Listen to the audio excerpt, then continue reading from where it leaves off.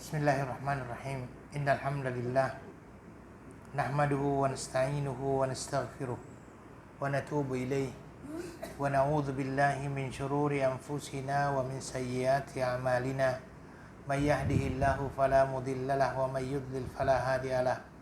Ashhadu an la ilaha illallah wahdahu la syarika lah. Syahadatan tunji qailaha minan nar wa ashhadu anna Muhammadan abduhu wa rasuluh. Allahumma salli wa sallim ala nabiyyina Muhammadin wa ala alihi wa ashabihi wa man istanna bisunnatihi ila yaumiddin, amma ba'd. Assalamualaikum warahmatullahi wabarakatuh. Thumma alamu anna asdaqal hadithi kitabullah wa khairal hajji hajji Muhammadin sallallahu alaihi wasallam wa syarral umuri muhdatsatuha fa inna kulla muhdatsatin bid'ah wa kulla bid'atin dalalah wa kulla dalalatin finnar. Ayohal ikhwah wal akhwat, alhamdulillah thumma alhamdulillah, segala puji bagi Allah Subhanahu wa taala yang telah memberi kepada kita kesempatan untuk kembali bertemu di malam hari yang berbahagia ini. Kita berharap mudah-mudahan pertemuan ini adalah pertemuan yang dirahmati oleh Allah Subhanahu wa taala. Salawat beserta salam kepada Nabi kita Muhammad sallallahu alaihi wasallam, Nabi akhir zaman. Kita senantiasa berharap mudah-mudahan kita termasuk orang-orang yang mengikuti sunnah-sunnah Rasulullah sallallahu alaihi wasallam. Ayohal ikhwah wal akhwat, pada malam hari ini kembali kita akan melanjutkan pembahasan kita dalam kitab Ar-Rahiq Al-Makhtum karangan Syekh Safiyuddin Al-Mubarakfuri, dan kita sudah sampai kepada kondisi masyarakat Arab di masa jahiliyah. Ya, kondisi masyarakat Arab di masa jahiliyah. Ini masih pembukaan ataupun masih awal daripada penjelasan kita berkenaan dengan sejarah Rasulullah sallallahu alaihi wasallam, dan kita perlu untuk mengetahui dahulu bagaimana keadaan masyarakat jahiliyah sebelum Rasulullah sallallahu alaihi wasallam datang dari berbagai macam sudut pandang. Kenapa? Agar kita bisa mengetahui dan mencoba untuk membuat perbandingan antara kehidupan masyarakat sebelum Nabi sallallahu alaihi wasallam dan kehidupan masyarakat setelah Rasulullah sallallahu alaihi wasallam hadir. Dan ini merupakan hal yang luar biasa sebenarnya, karena dengan kedatangan Rasulullah sallallahu alaihi wasallam tadi, masyarakat Arab yang dulunya dikenal sebagai bangsa yang tidak beradab menjadi bangsa yang beradab. Dulunya bangsa yang tidak berakhlak menjadi bangsa yang berakhlak, dikenal sebagai zaman jahiliyah, tetapi setelah Nabi sallallahu alaihi wasallam hadir di tengah-tengah mereka, mereka menjadi sebuah masyarakat yang madani, ya, dengan tamadun yang sangat tinggi. Okey. Jadi ayolah kawan-kawan, kembali kita akan menjelaskan bagaimana kondisi sosial di tengah masyarakat bangsa Arab pada saat itu. Ya, kondisi sosial masyarakat Arab pada waktu itu. Yang pertama sekali adalah berkenaan dengan pernikahan ataupun perkawinan. Baik, pertama sekali saya mau sampaikan bahwa sebelum datangnya Islam, hubungan antara seorang laki-laki dengan istrinya, ya, untuk kawasan bangsawan ini, di kaum bangsawan ini adalah merupakan sesuatu yang sangat bagus untuk kita teliti. Kenapa? Karena kita mengetahui akhirnya, kalau dulunya kan kita hanya mengetahui bahwasanya wanita sebelum Islam datang itu diinjak-injak ataupun ditindas, akan tetapi kita lihat sebaliknya bahwasanya ada ternyata bagian daripada masyarakat sebelum datangnya Islam yang juga menghargai wanita, ya. Dan itu hanya ada di kaum bangsawan saja. Di kaum bangsawan, seorang suami itu sangat menghargai yang namanya istrinya.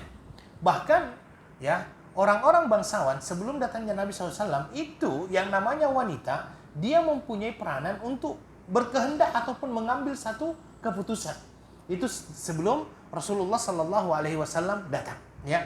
Wanita senantiasa dihormati, wanita senantiasa dijaga, ya. Tetapi ini hanya di yang bangsawan saja ini, ya. Wanita senantiasa dihormati, wanita senantiasa dijaga.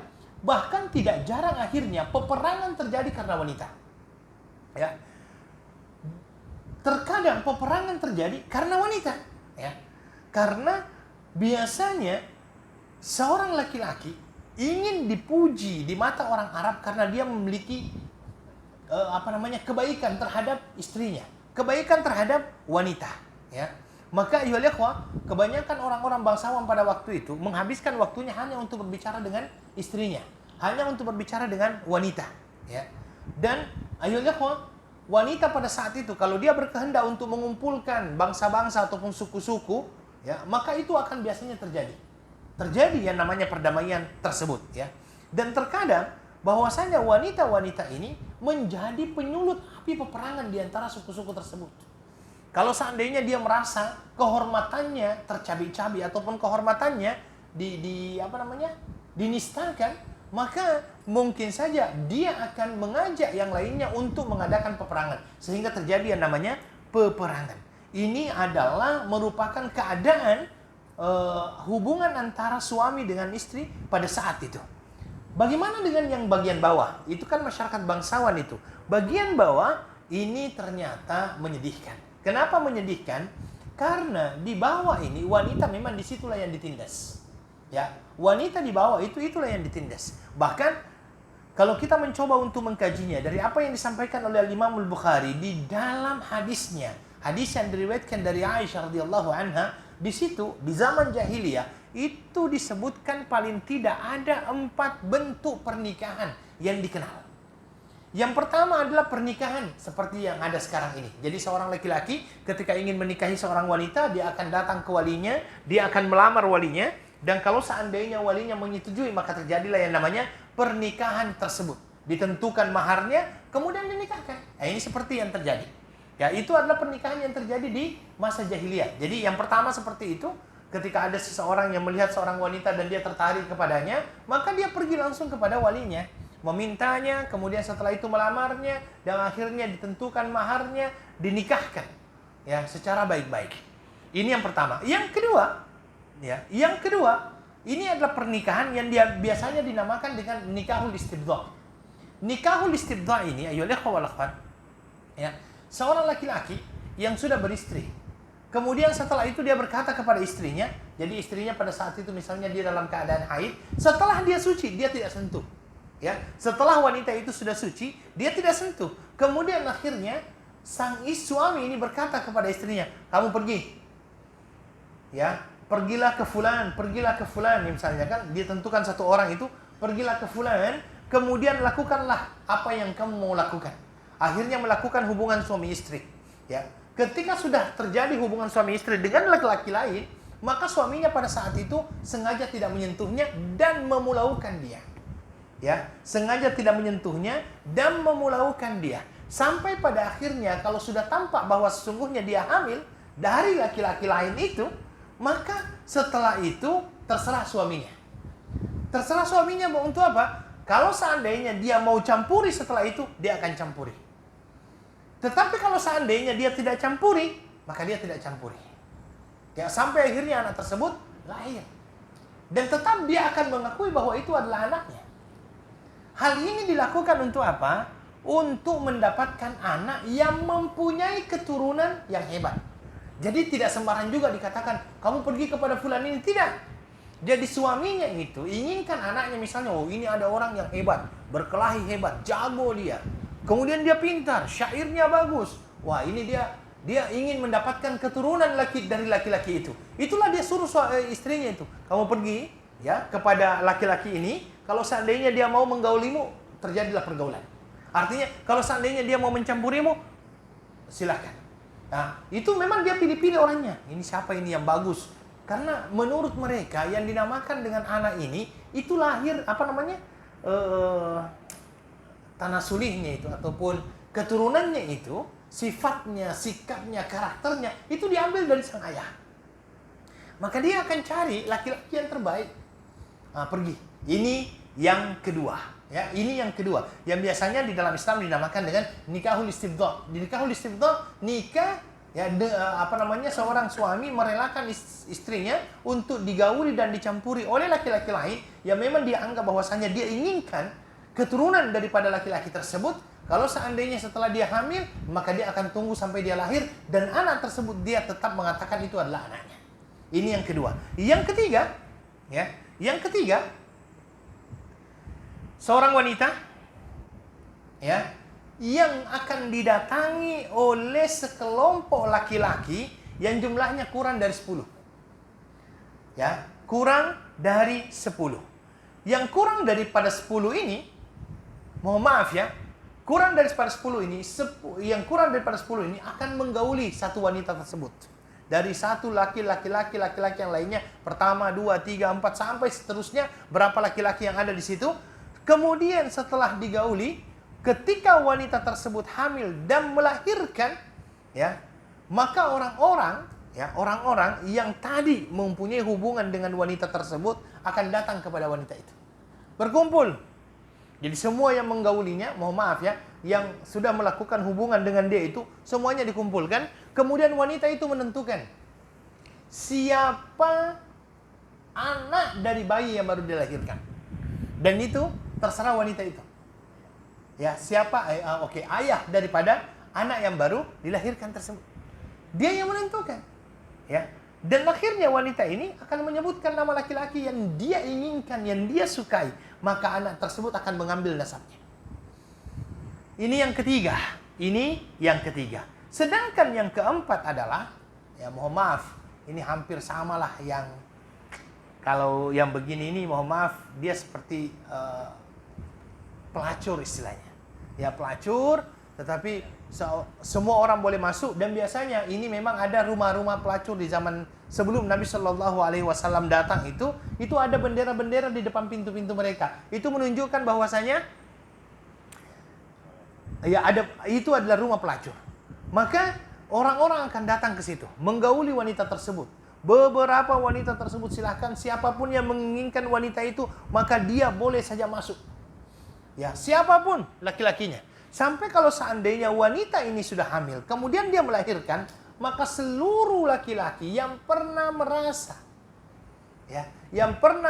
melakukan hubungan dengan wanita tersebut, ya, maka dikumpulkan semuanya. Setelah dikumpulkan, di zaman itu ada satu keahlian bangsa Arab. Apa keahliannya? Ya, apa keahliannya? Keahlian bangsa Arab pada waktu itu dinamakan dengan ilmu ansab. Ilmu berkenaan dengan nasab, dan juga ada ilmu atharil aqdam. Ilmu berkenaan dengan telapak kaki.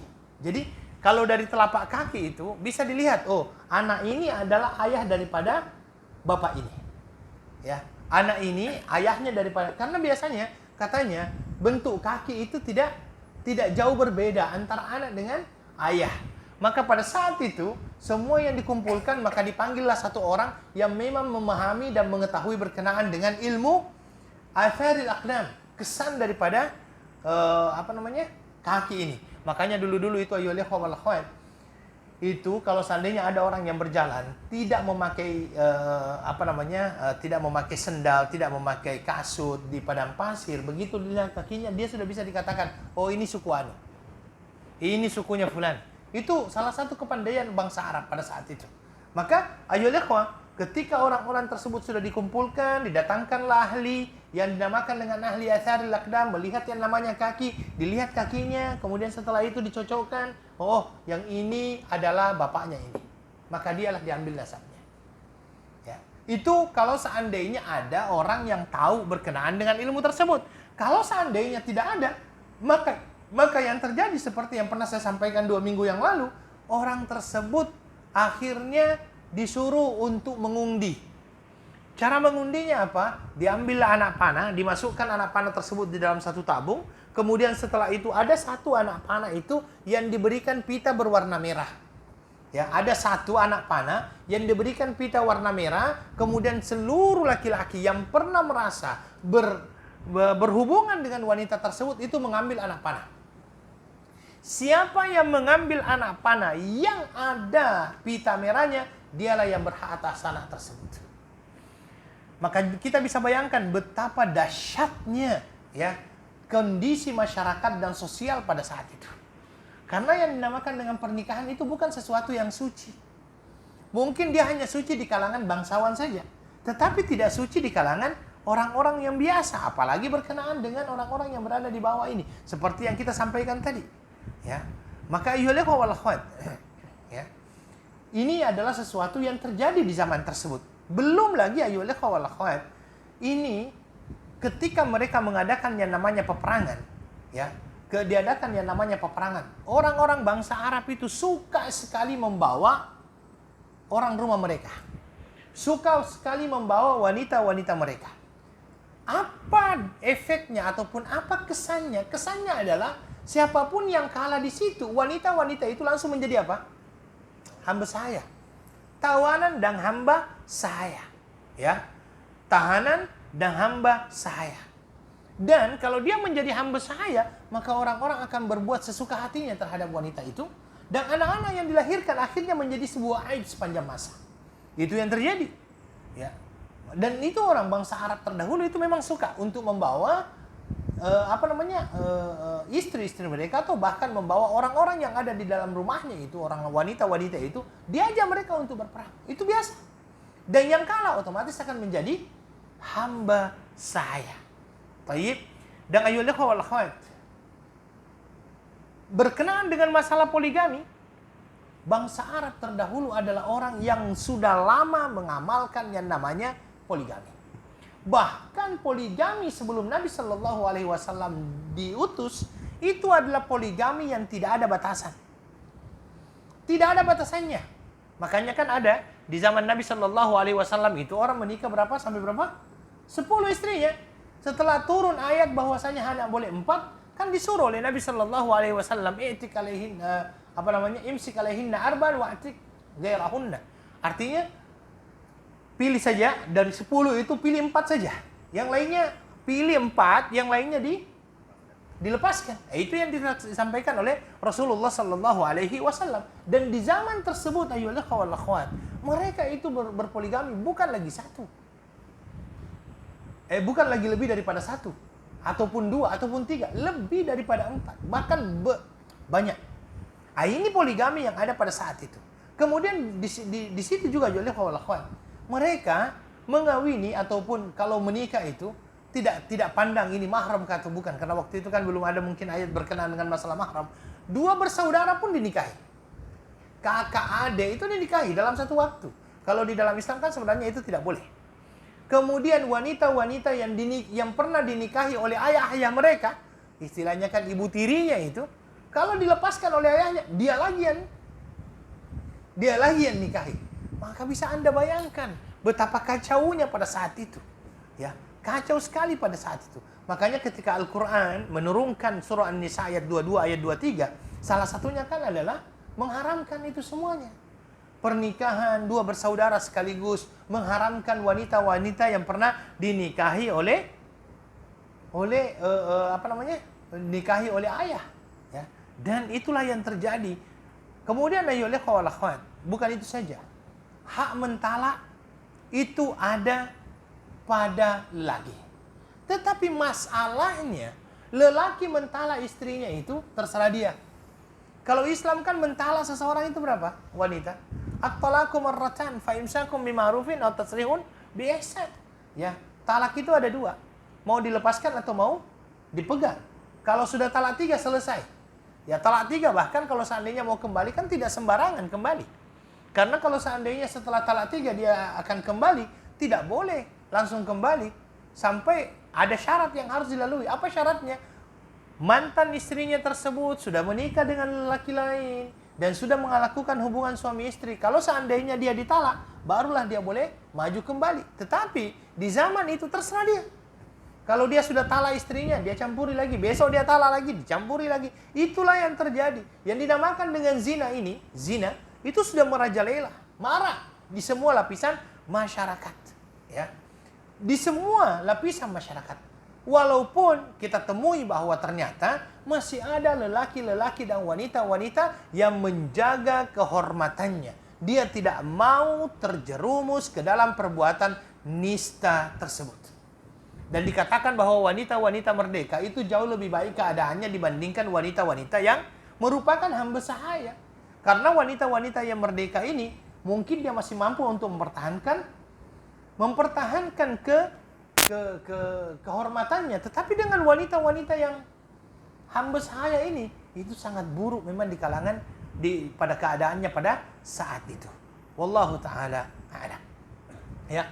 Bahkan ayyuhal ikhwah wal akhwat, Di dalam sebuah hadis yang diriwayatkan oleh Imam Abu Daud dari Amr bin Shu'aib dari bapaknya dari kakeknya, dia berkata, ada pernah seorang laki-laki datang kepada Rasulullah sallallahu alaihi wasallam dan dia berkata, "Ya Rasulullah, sesungguhnya si fulan ini anakku." Dia mengklaim anak karena perzinahan sudah merajalela.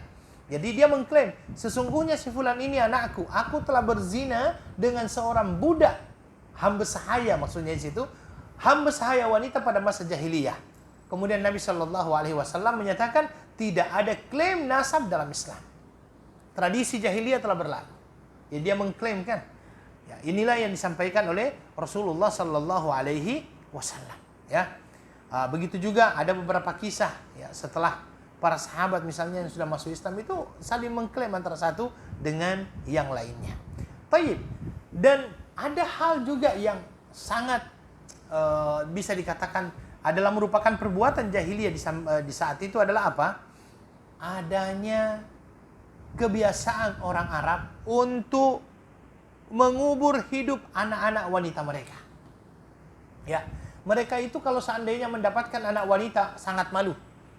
Ya, kalau mereka mendapatkan anak wanita itu sangat malu. Sampai di dalam Al-Qur'an itu dikatakan wa idza busyira ahaduhum bil untha dhalla wajhuhu muswaddan wa huwa kadhim yatawara minal qaumi min su'i ma busyira bih ayumsikuhu ala hun am yadussuhu fit turab ala sa'a ma yahkumun.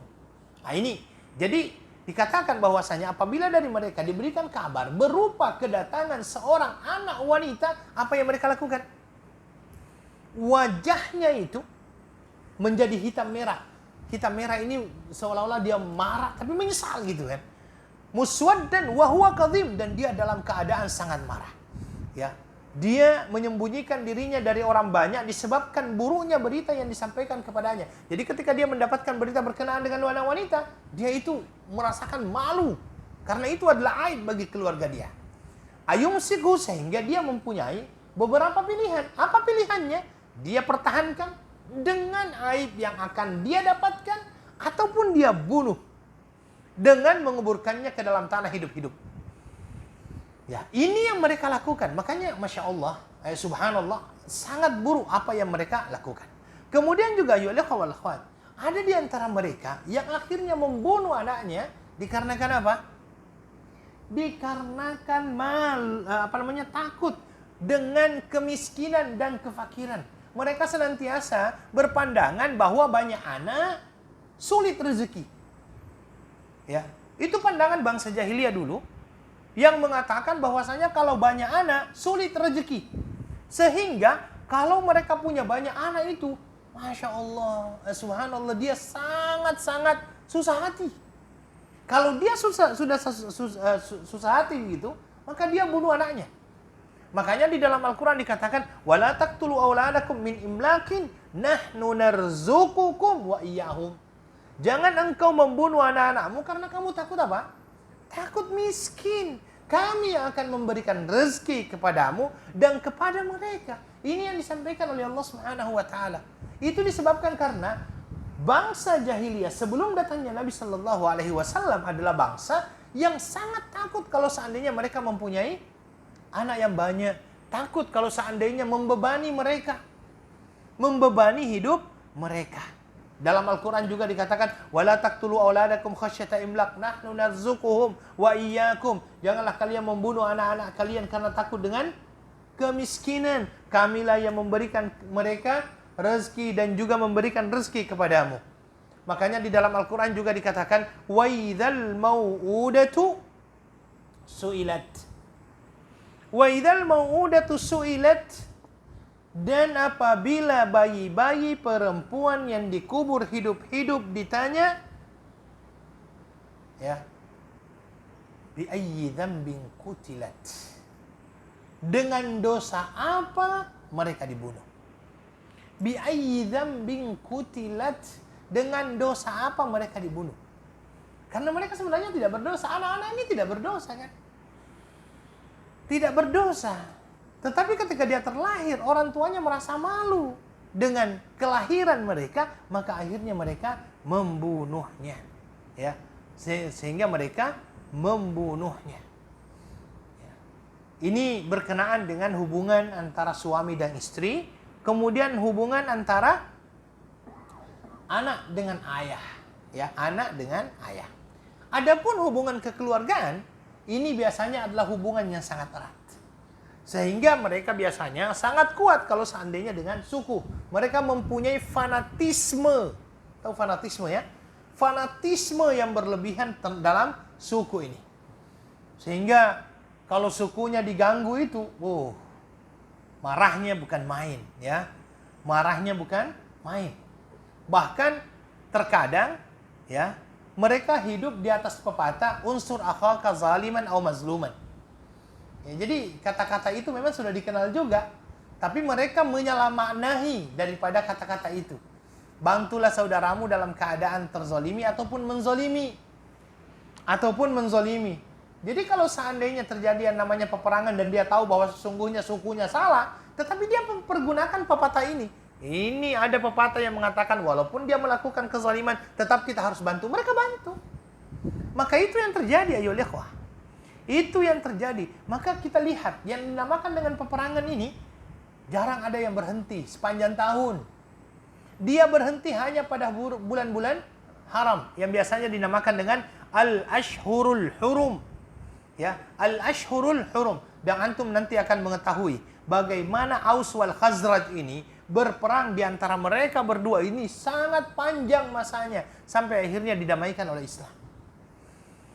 Apalagi mereka seperti yang pernah saya sampaikan, mereka mempunyai satu kebiasaan, bahwasanya perang tidak akan pernah selesai kecuali kalau seandainya jumlah yang terkorban sama. Mereka tidak akan pernah selesai berperang itu sampai jumlah yang korban, yang jadi mangsa itu sama. Ya, dari suku ini berapa mangsanya, dari suku ini berapa mangsanya. Kalau sudah seimbang, selesai. Tetapi selama tidak seimbang, itu terus terjadi. Ya, terus terjadi dan baru akan berhenti pada waktu al-ashhurul hurum. Bulan-bulan yang diharamkan untuk berperang. Ya, disitulah mereka akhirnya mengatur strategi lagi, ya, mengatur strategi lagi dan pada akhirnya terjadi lagi peperangan. Ya, jadi ayo ikhwah, di sini juga kalau kita sampaikan sebelumnya bahwa keadaan beragama di masa tersebut memang juga berada di dalam keadaan jahiliyah, ya, sehingga bisa dikatakan khurafat itu merajalela di mana-mana, ya, di mana-mana. Wanita diperjualbelikan, bahkan terkadang dianggap sebagai benda mati. Hubungan antar satu dengan yang lainnya sangat lemah, ya. Kemudian pemerintahan ataupun kerajaan yang ada pada saat itu tujuan utamanya adalah bagaimana dia mengumpulkan harta sebanyak-banyaknya, mengisi gudang kekayaan, dan mereka mengambil kekayaan tersebut daripada rakyatnya dan kemudian menjadikan rakyat itu menjadi mangsa dan dipaksa untuk melawan musuh-musuh yang terkadang datang mengancam kekuasaan mereka. Inilah yang terjadi di zaman sebelum datangnya Islam. Ya. Maka kalau kita lihat di sini, Masya Allah, sangat-sangat jauh dari kata yang baik pada saat itu. Ya, subhanallah, ini adalah hal yang memang itulah yang ada, itulah yang terjadi di zaman sebelum datangnya Rasulullah sallallahu alaihi wasallam. Bagaimana kondisi ekonominya, ya? Biasanya kondisi sosial itu banyak dipengaruhi oleh kondisi ekonomi. Kondisi sosial itu banyak dipengaruhi oleh kondisi ekonomi. Orang yang mempunyai ekonomi yang bagus, ya, ekonominya bagus, insya Allah biasanya muncul daripadanya hal-hal yang baik juga, ya. Kalau seandainya ada agama juga di dalamnya. Tetapi kalau seandainya kondisi ekonominya kurang bagus, maka biasanya itu akan ikut mempengaruhi terhadap kondisi sosial kemasyarakatan yang terjadi. Makanya kita akan lihat perbedaan, ya, antara orang yang mempunyai keuangan dengan orang yang tidak mempunyai keuangan yang baik. Itu ada perbedaan di antara keduanya. Bagaimana dengan orang Arab? Terus terang, orang Arab pada masa itu hanya menjadikan yang dinamakan dengan perniagaan sebagai pekerjaan utamanya. Itu adalah cara terbesar mereka untuk mendapatkan yang namanya keuntungan untuk menutupi keperluan mereka sehari-hari. Makanya di dalam Al-Quran juga dikatakan, li'ilafi Quraisyin ilafihim rihlatash syita'i was-saif. Ya. Jadi li'ilafi Quraisy, demi kebiasaan bangsa Quraisy, yaitu kebiasaan mereka rihlatash syita'i was-saif, yang mengadakan perjalanan pada musim dingin maupun musim panas. Untuk apa perjalanan tersebut? Tidak lain dan tidak bukan untuk berniaga. Berniaga. Jadi banyak di antara mereka yang akhirnya berniaga menuju ke Syam. Ya. Dan itulah Nabi Shallallahu Alaihi Wasallam kan terkenal ke situ itu, ya, berniaga. Kemudian yang kedua adalah apa yang banyak di situ? Beternak. Ya. Selain berniaga, ini yang utama, ini berniaga. Yang kedua adalah beternak. Beternak apa? Kambing. Nabi Shallallahu Alaihi Wasallam juga beternak kambing. Nabi menternakkan kambing orang-orang Mekah pada saat beliau masih kecil. Itu beternak kambing. Ini juga yang ada pada saat itu. Jadi bangsa Arab pada saat itu ekonominya yang kedua itu, pekerjaan yang kedua yang banyak adalah peternakan. Kemudian barulah yang ketiga itu banyak di antara mereka yang melakukan bercocok tanam, menjadi petani. Ya. Petani di sini adalah kurma apa semuanya itu ada. Kemudian di antara mereka juga ada yang membuat kain, dari dipintal kainnya, dan inilah akhirnya yang menjadi pekerjaan utama di situ. Tetapi itu sebenarnya belum mencukupi, sehingga kemiskinan tetap merajalela pada saat itu. Oke, wallahu taala a'lam. Ini berkenaan dengan kondisi ekonomi, juga berkenaan dengan kondisi sosial kemasyarakatan yang ada pada saat itu. Bagaimana dengan akhlaknya? Bagaimana dengan moralnya? Oke, bagaimana dengan adabnya? Saya tidak mengatakan akhlak, karena saya pernah mengatakan ada perbedaan antara akhlak dengan adab. Kalau akhlak itu adalah sebuah perilaku yang lahir daripada agama. Sedangkan adab itu adalah sebuah perilaku yang lahir daripada pengetahuan ataupun kebiasaan. Itu adalah adab. Makanya di sini moral, ya, moral masyarakat pada waktu itu, selain kita tahu bahwasanya pada saat itu ada kehidupan yang nista, ada pelancuran dan hal-hal yang lain yang tidak bisa diterima oleh akal sehat, ditolak oleh hati nurani, ya kan? Namun demikian, mereka juga mempunyai moral etika di antara mereka. Ada hal-hal yang terpuji yang bagus di antara mereka. Ada hal-hal yang terpuji yang kita tabi dengan apa yang mereka lakukan. Apa saja di antara adab-adab tersebut, ya? Apa saja etika-etika ataupun moral yang sangat baik di antara mereka? Yang pertama, ada yang dinamakan dengan sifat al-karam. Ya, kedermawanan. Ya, al-karam, kedermawanan. Bismillah.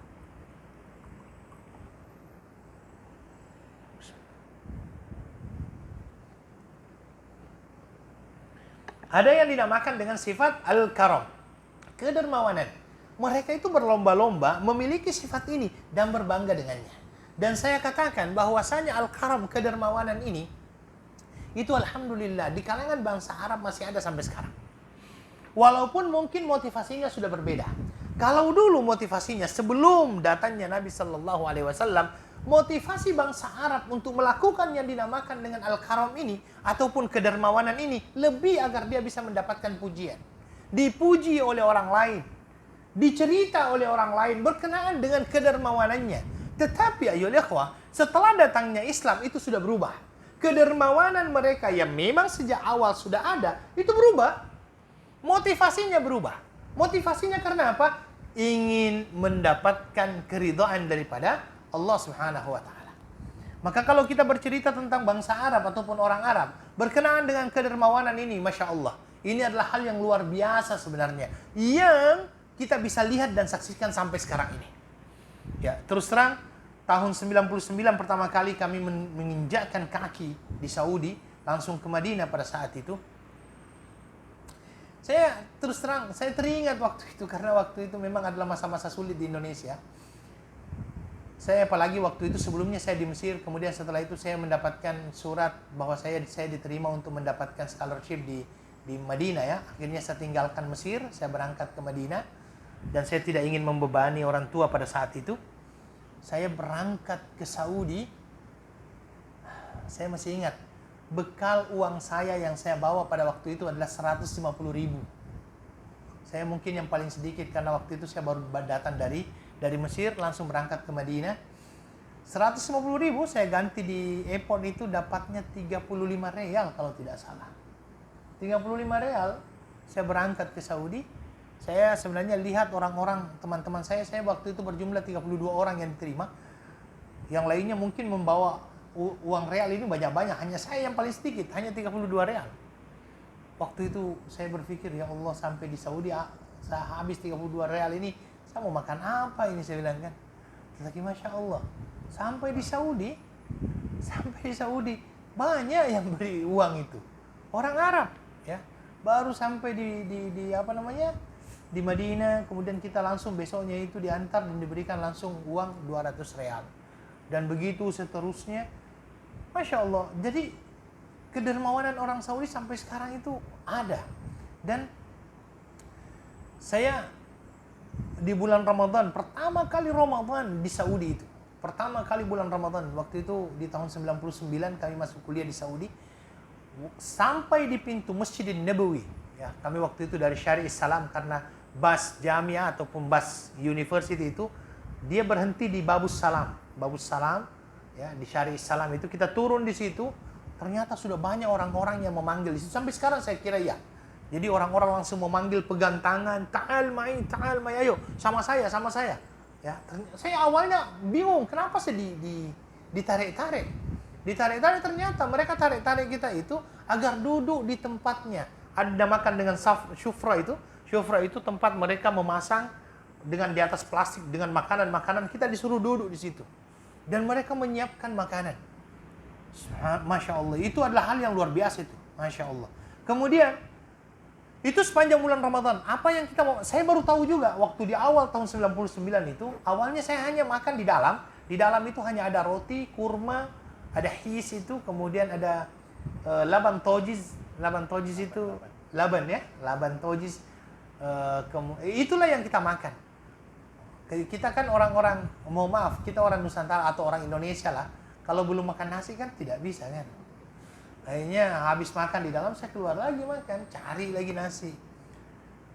Baru saya tahu kalau seandainya kita mau makan nasi itu jangan di dalam, tapi di luar.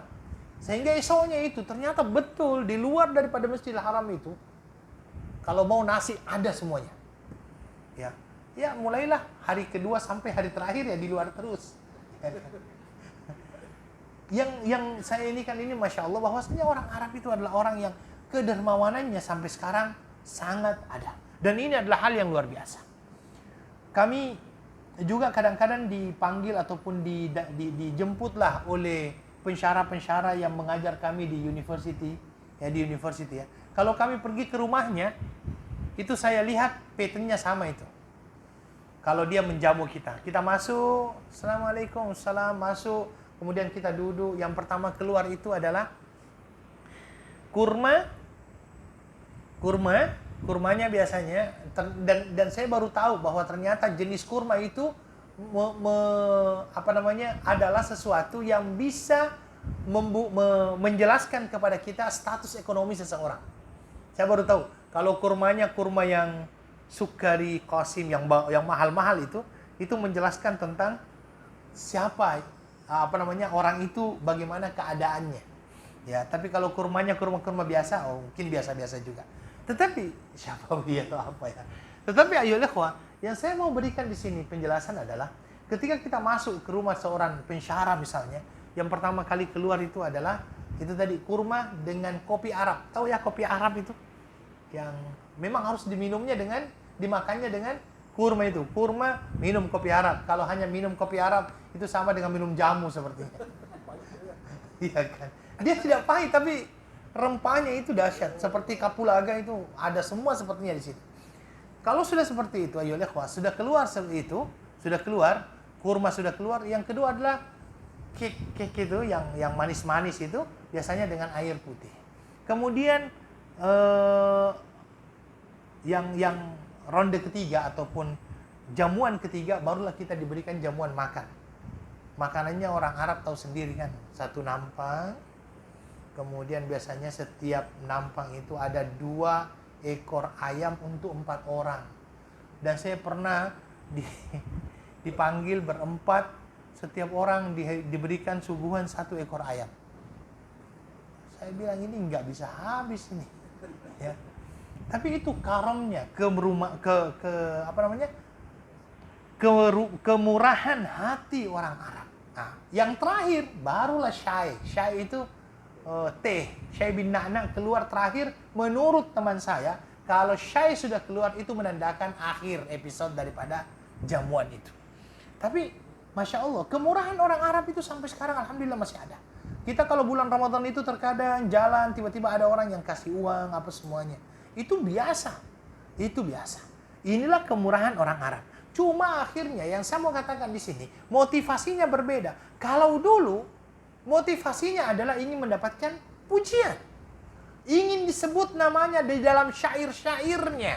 Tetapi sekarang motivasinya adalah apa? Motivasinya adalah untuk mendapatkan keridhaan Allah Subhanahu wa taala. Orang-orang dulu kemurahan hati tersebut, mereka ingin berderma. Mereka dermawan untuk menyombongkan diri di hadapan orang-orang. Mereka berbangga bahwa dia adalah orang yang banyak menyumbang. Dia menyombongkan diri di hadapan orang-orang, ya. Baik di hadapan tokoh-tokoh masyarakat ataupun pemuka-pemuka agama. Yang terjadi pada akhirnya adalah terkadang ada orang Arab sebelum datangnya Nabi ini memaksakan dirinya. Apa yang dia paksakan? Walaupun dia tidak mempunyai apa-apa, tapi dikarenakan ingin mendapatkan pujian, maka terpaksa dia berutang. Ya, untuk melayani. Ya, karena bagi mereka apa yang ada di rumah terkadang tidak cukup. Dan bahkan terkadang ketika ada tamunya datang dan dia hanya mempunyai 1 ekor onta misalnya. Onta ini adalah onta betina. Kalau di sana kan onta betina itu adalah sesuatu yang sangat berharga. Kenapa? Karena ada susunya. Bisa diminum, dagingnya bisa dimakan. Kalau seandainya ada tamunya dikarenakan ingin menyombongkan diri dan ingin agar namanya disebut oleh orang-orang, apa yang dia lakukan? Itulah satu-satunya yang dikorbankan. Ya, itulah satu-satunya yang dikorbankan, disembeli, kemudian setelah itu diberikan kepada tamunya. Tujuannya agar orang mengetahui bahwa dia dermawan. Ya. Kemudian akhwat, kedermawanan mereka juga itu adalah kedermawanan yang tidak tahu tempat dan tidak tahu halal haram. Karena memang dia tidak tahu halal haram ya. Maksudnya bagaimana? Biasanya kalau seandainya ada orang yang kumpul-kumpul, maka yang dia buat itu, dia belinya apa? Bukan air putih, tapi yang dia beli adalah arak. Mereka minum sama-sama. Jadi arak diminum sama-sama, ada 1 orang lah, saya yang bayar. Sampai sekarang orang Arab itu kalau bayar makanan berebut. Itu Masya Allah itu. Itu orang Arab sampai sekarang, kalau seandainya mau bayar makanan itu berebut. Saya. Kelas. Ini adalah memang masyarakat Arab seperti itu. Ya, tapi kalau dulu saya katakan motivasinya agar dia dipuji, sekarang motivasinya untuk mendapatkan ridho Allah Subhanahu wa taala. Ya itu tadi. Terkadang mereka ya kemurahan hatinya itu tidak tahu tempat. Artinya kalau dia lihat ada orang yang suka, oh ini orangnya suka minum-minum ini, saya belikan minuman lah. Oh ini itu begitu yang terjadi. Ini adalah sesuatu yang terjadi, ya. Jadi ayo ikhwah, hal ini juga lah yang menjadikan mereka itu biasanya suka sekali berjudi. Ya, mereka juga suka berjudi. Ya.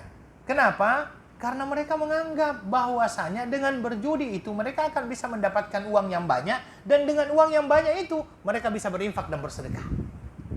Ya, jadi tujuannya mereka berjudi bukan untuk apa-apa, mereka untuk mendapatkan uang. Setelah mendapatkan uang mereka akan berinfak. Makanya tidak jarang sebelum datangnya Nabi Shallallahu Alaihi Wasallam ada orang yang menang judi, ya. Begitu dia dapatkan uang setelah kemenangan judi itu, dia langsung pergi cari makanan, beli makanan, dibagikan kepada fakir miskin. Wah, dikatakan, oh ini menang judi, kemudian setelah itu dia menyumbang, dia bersedekah, berinfak. Ya. Kemudian setelah itu mereka juga minum-minum arak, itu tujuan mereka. Ya, jadi judi itu bukan untuk bukan hanya untuk memperkaya pribadi saja, tetapi untuk berinfak kepada orang lain. Ya. Makanya di dalam Al-Quran, Allah itu menjelaskan berkenaan dengan judi dan khamar. Apa kata Allah di situ? Yas'alunaka 'anil khamri wal maisir qul fihima itsmun kabir wa manafi'u lin-nas wa itsmuhuma akbar min naf'ihima. Jadi karena itu menjadi budaya mereka. Mereka berjudi untuk mendapatkan uang, kemudian dia berinfak. Dan mereka berkata, tidak salah kok berjudi karena kita berjudi untuk berinfak. Makanya ketika mereka bertanya kepada Nabi, ya Rasulullah, bagaimana sih hukum judi dengan minum arak ini? Ya, maka di dalam Al-Quran dijawab pertama kali oleh Allah. Dijawab pertama kalinya begini. Kul fihima itsmun kabir. Di dalam keduanya ada dosa. Ya. Wa manafi'u linnas. Tapi Al-Quran juga tidak langsung menafikan bahwasanya ada kemanfaatan sebagaimana yang dipersangkakan oleh mereka. Dan Al-Quran mengatakan wa itsmuhuma akbaru min naf'ihima. Tapi ingat, dosanya itu lebih besar daripada kemanfaatannya. Nah, itu orang Arab. Jadi itu orang Arab. Ini adalah merupakan sifat baik yang pertama yang kita bisa dapatkan dari bangsa Arab. Al-Karam. Ya, kemurahan hati, dermawan, walaupun motifnya adalah untuk duniawi. Yang kedua, orang Arab ini adalah orang yang menepati janji. Kalau dia berjanji, maka dia akan tepati janjinya. Ya, kalau dia berjanji, maka dia akan tepati janjinya. Ya, makanya orang Arab di zaman Nabi Shallallahu Alaihi Wasallam. Kenapa Nabi Shallallahu Alaihi Wasallam dikatakan sebagai Al-Amin? Salah satunya adalah karena memang beliau adalah Shallallahu Alaihi Wasallam adalah orang yang sangat amanah, menepati janji. Ya, menepati janji. Sehingga beliau terkenal dengan istilah Al-Amin. Mereka adalah orang-orang yang betul-betul memegang janji tersebut. Tidak menjadi orang-orang yang mudah menyalahi janjinya. Ya, bahkan ayyuhal ikhwah wal akhwat, mereka walaupun memusuhi Rasulullah Sallallahu Alaihi Wasallam, tapi kalau seandainya di dalam masalah menitipkan barang itu tetap kepada Rasulullah Sallallahu Alaihi Wasallam. Mereka itu adalah orang yang benci kepada Nabi. Tapi kalau mereka mau pergi, mereka bawa barang-barangnya kepada Rasulullah, dititipkan kepada Nabi, karena Nabi dianggap sebagai Al-Amin, yang bisa memegang amanah, bisa memegang yang dinamakan dengan janji. Ini yang terjadi. Jadi orang Arab itu adalah orang yang memegang janji-janjinya. Kalau dia sudah berjanji, maka insya Allah dia akan tepati. Ya, kalau orang Arab sudah berjanji, insya Allah dia akan tepati. Itu dulu sebelum Islam datang. Wallahu a'lam kalau sekarang. Ya. Ini yang kedua. Yang ketiga, mereka itu adalah orang-orang yang mempunyai harga diri yang tinggi. Maksudnya, jangan sekali-kali menzolimi mereka. Ya, karena kalau seandainya mereka merasa terzolimi, ya, mereka tidak segan-segan untuk mengajak perang. Kalau mereka merasa dilecehkan kehormatannya, mereka tidak segan-segan untuk mengeluarkan pedangnya untuk memerangi orang-orang yang dia rasa menzaliminya. Ya, dalam hal yang sepele. Hal yang sepele. Kalau dia dianggap telah melecehkan ataupun dianggap telah menyebarkan aib daripada satu kaum, maka kaum yang merasa dilecehkan tersebut akan bangkit dan mengambil pedangnya dan akan terjadi yang namanya peperangan. Ini karena mereka sangat menjaga harga diri. Ada yang dinamakan dengan malu, ya, sifat malu itu. Malu terhadap kehormatan dirinya. Dia tidak ingin kehormatan dirinya itu diinjak-injak oleh yang lainnya. Itulah bangsa Arab sebelum datangnya Islam. Sehingga ini adalah hal-hal yang masih ditemui sebelum Nabi Shallallahu Alaihi Wasallam diutus oleh Allah Subhanahu Wa Taala. Sehingga terjadi kadang-kadang peperangan yang sangat panjang, ya. Dan mereka tidak peduli, nyawa itu menjadi taruhannya demi mempertahankan sifat tersebut. Karena itu Nabi Shallallahu Alaihi Wasallam itu dari awal-awal mengatakan ketika Nabi Shallallahu Alaihi Wasallam diizinkan oleh Allah untuk berjihad, ya, itu Nabi Shallallahu Alaihi Wasallam yang pertama kali dilakukan adalah bagaimana memperbaiki niat orang-orang yang akan berjihad ini. Bagaimana memperbaiki niat orang-orang yang akan berjihad ini. Makanya ketika mereka berkata, "Ya Rasulullah, bagaimana sih yang dinamakan dengan fisabilillah itu?" Kata Nabi Shallallahu alaihi wasallam, orang yang berjihad karena mempertahankan pribadinya, sukunya, bangsanya, itu bukan. Tetapi yang dimaksud dengan berjihad di jalan Allah itu adalah li'la'i kalimatillah, litakuna kalimatullah hiyal ulya, meninggikan kalimat Allah Subhanahu wa taala.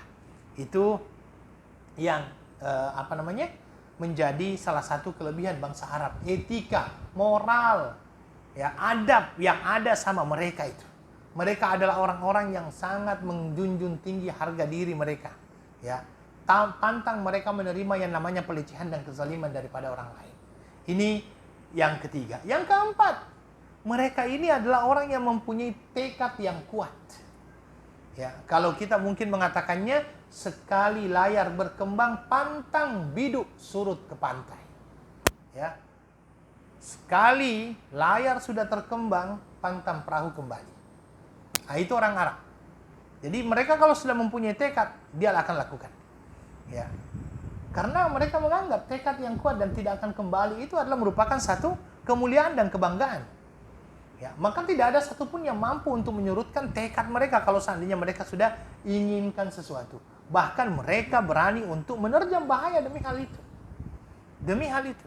Itu adalah merupakan salah satu sifat yang baik yang ada pada bangsa Arab.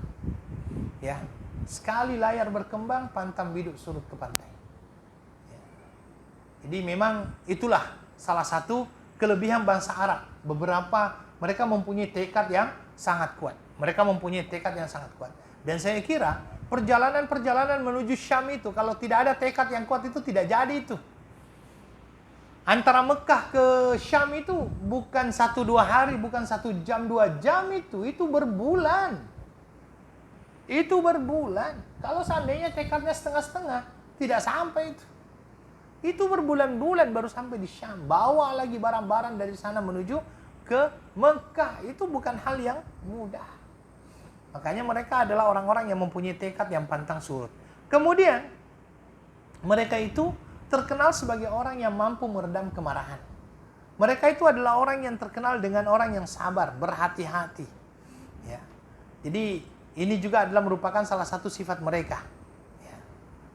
Ini adalah merupakan salah satu sifat mereka. Mereka, walaupun mereka dikatakan sebagai orang yang panas barang apa semuanya, tetapi dari satu sisi mereka itu adalah orang yang bisa meredam kemarahan. Antum pernah tidak lihat ada orang Arab yang bertengkar sampai pukul-pukulan dengan tangan? Tidak. Ya. Jadi saya lihat, saya 4 tahun di Arab, 4 tahun tambah lagi di Mesir. Di Mesir kalau orang mau berkelahi itu tiba-tiba ada orang yang berteriak, "Sallu ala Nabi." Salawatlah kepada Nabi, semuanya salawat, setelah itu baik-baikan. Kalau di Saudi, ittaqillah, bertakwalah kepada Allah. Kalau dikatakan begitu walaupun dia sudah marah itu, ittaqillah, itu biasanya turun marahnya. Ya, turun marahnya. Walaupun mereka sudah naik marahnya, kemudian dikatakan ittaqillah ya akhi, bertakwalah, itu biasanya turun marahnya. Ini adalah hal yang memang luar biasa juga. Kemudian ayyuhal ikhwah wal akhwat, salah satu juga kelebihan bangsa Arab adalah hidup mereka yang apa adanya. Tidak ada kemunafikan sebelum datangnya Nabi Shallallahu Alaihi Wasallam. Jadi gaya hidupnya itu adalah gaya hidup apa adanya. Ya, gaya hidup apa adanya. Tidak ada sembunyi-sembunyi. Kalau hitam bilang hitam, kalau putih bilang putih. Nah, itu bangsa Arab. Sebelum datangnya Islam, mereka mempunyai gaya hidup semacam itu. Polos. Ya. Kalau ada orang yang ditanya, kalau orang Arab ditanya, apakah orang Afrika itu hitam? Dia mengatakan hitam. Ya. Berbeda kalau orang lain ditanya, apakah orang Afrika hitam? Tidak, putih. Itu bedanya itu. Tetapi kalau bangsa Arab itu as-sarahah. As-sarahatu raha. Kata orang Arab itu as-sarahatu raha. Berterus terang itu akan mendatangkan ketenangan. Berterus terang. Ya. Kalau kita bangsa Melayu berkata perlu ada beralas. Ya, kalau kita orang Melayu kan kalau kita berkata perlu beralas. Tapi kalau mereka tidak perlu beralas. Ya, tidak perlu beralas. Walaupun sekarang itu ada yang dinamakan dengan mujamalah. Mujamalah itu kata-kata untuk ya mempercantik perkataan. Biasanya orang Arab kalau bertemu itu Masya Allah, ya seolah-olah ini. Tapi kalau dulu-dulu itu memang mereka hidup apa adanya. Disinilah timbul yang namanya sifat jujur, amanah, tidak menipu, tidak khianat. Karena mereka hidup apa adanya, ya, apa adanya. Tidak apa namanya? Tidak ada yang disembunyikan di antara mereka. Ini adalah hal yang banyak kita dapatkan di sifat-sifat umum lah, secara umum yang ada pada bangsa Arab ya di zaman sebelum datangnya Nabi Shallallahu Alaihi Wasallam. Dan hal itu memang diiktiraf juga oleh Islam setelah datangnya Islam. Ya, diiktiraf oleh Islam setelah datangnya Islam. Jadi sekali mereka berjanji mereka akan tepati. Mereka adalah orang-orang yang mempunyai semangat yang luar biasa tinggi, ya.